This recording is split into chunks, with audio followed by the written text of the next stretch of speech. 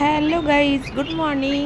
তো পায়েল সাহা চ্যানেলটাই তোমাদেরকে অনেক ওয়েলকাম। তো দেখছো সকাল সকাল তুলসী গাছ দেখেছি, মানে পুজো সারা কমপ্লিট। আর বৈশাখ মাসে আমরা তুলসী গাছে জল দিই, গুড় ছোলা এগুলো দেওয়া হয়।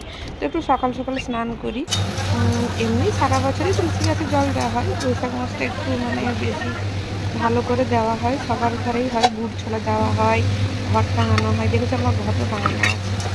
তো যাই হোক, পাখিগুলোকে দেখলে পাখিদের সঙ্গে একটু দেখা করে নিলাম। দিয়ে তো যা গৃহিণীদের কাজ, রান্না বান্না। তো আজকে একটু অন্য আইটেম রান্না করলাম, চিকেন দিয়ে এঁচোড়। এঁচোড় এমনি খেয়ে খেয়ে একঘেয়েমি লেগে গেছে, তাই আজকে চিকেন দিয়ে করলাম। আর এইদিকে ভাতটা বসিয়ে দিলাম। আর দেখো, এদিকে আমি এঁচোড় সেদ্ধ করে অলরেডি ভেজে নিয়েছি। ভেজে তুলে নিয়ে চিকেনটাও ওই তেলের উপরে দিয়ে দিলাম। দিয়ে ভালো করে চিকেনটাও ভাজা হয়ে গেছে, দিয়ে এঁচোড় আর চিকেন একসঙ্গে ভেজে নিলাম ভালোটি করে। আর এইদিকে চিকেন আর এঁচোড়টা ভাজা হতে হতে ওদিকে ভাতটাও বসিয়ে নিলাম, তাই তো। আর তারপরে ভালো করে ভেজে নিয়ে এদিকে মশলার সব কেটে নিয়েছিলাম। আদা, রসুন, পেঁয়াজ, টমেটো, কাঁচা লঙ্কা সব বাটা ছিল, বেটে নিলাম মিক্সিতে। দিয়ে মশলাটা দিয়ে দিলাম আর নামালাম না, নামিয়ে তেল দিয়ে মশলা কষে দিয়ে দিলেও হতো, কিন্তু যাই হোক আমি ওর উপরেই মশলাটা দিয়ে দিলাম। কিন্তু খেতে একটুও খারাপ হয়নি, খুব সুন্দর হয়েছে। যাই করো না কেন ভালো করে তরকারিটা কষাতে হবে। ভালো করে কষালে যেভাবেই রান্না করো না কেন টেস্টটা খুবই ভালো হয়। তো নুন হলুদ দিয়ে দিলাম মশলা পেস্ট দেওয়ার পর। এবার একটু লঙ্কা গুঁড়ো দিয়ে দিলাম, জিরে গুঁড়ো, ধনে গুঁড়ো, আর দিলাম কাশ্মীরি রেড চিলি পাউডার। এটা না দিলে না মনটা কেমন করে, মানে একটু ভালো রান্নায় কালারটা না ভালো আসলে খেতে তো ভালো হয়, কিন্তু অনেক সময় খেতে ভালো হয় কালার ভালো আসে না, অনেক সময় কালার ভালো হয় খেতে ভালো হয় না। তো যাই হোক আমি কালারের জন্য দিয়ে দিলাম। আর সবাই এটা ইউজ করে, খুবই মানে ভালো লাগে রান্নাটা দেখতে। তো ভালো করে কষিয়ে দেখো ঢাকিয়ে দিয়েছিলাম, একটু একটু জল বেরিয়ে তারপরে তেলও ছেড়ে গেছিলো। এত ভালো মানে রান্নাটা হয়েছিল কি বলবো। তোমাদের যদি চিকেন মানে শুধু চিকেন খেতে খেতে অবশ্য কারো একঘেয়েমি সেরকম লাগে না, যদি লাগে বা এঁচোড় খেতে খেতে একঘেয়েমি লাগে, তো চিকেন আর এঁচোড় দিয়ে ঝটপট এই রেসিপিটা বানিয়ে নেবে। অনেকেই হয়তো করেছো, খেয়েছো, আমি বানালাম তাই তোমাদেরকে বললাম বানাতে।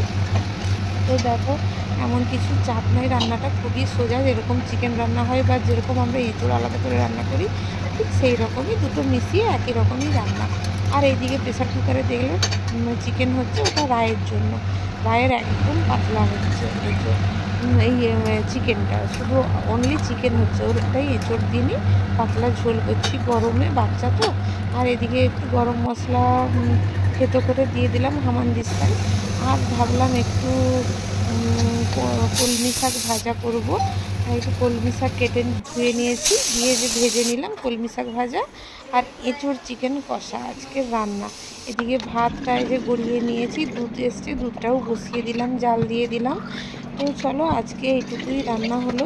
তো বন্ধুরা প্লিজ পায়েল সাহা চ্যানেলটা, সরি আমার একটা অ্যাকাউন্ট ছিল তো সেই জন্য আমার ওটা বলা হয়ে যাচ্ছে। তো পায়েল সাহা চ্যানেলটা অবশ্যই সাবস্ক্রাইব করবে, লাইক করবে, কমেন্ট করবে, শেয়ার করবে। আর দেখি মুখটা, দেখি গাটা গরম নাকি না, ঠিক আছে। তো দেখো এখানে দাদা চলে এসেছে, এদিকে জল টলগুলো ভরে নিলাম। তো এই যে দেখো পার্সেল এসেছে দুটো। পার্সেল এলে কি মজা নাই লাগে, কিন্তু এই পার্সেলগুলো এসে বেকার, এগুলো আমার একটাও মানে ঠিকঠাক লাগলো না, তো রিটার্ন গেল দুটোই।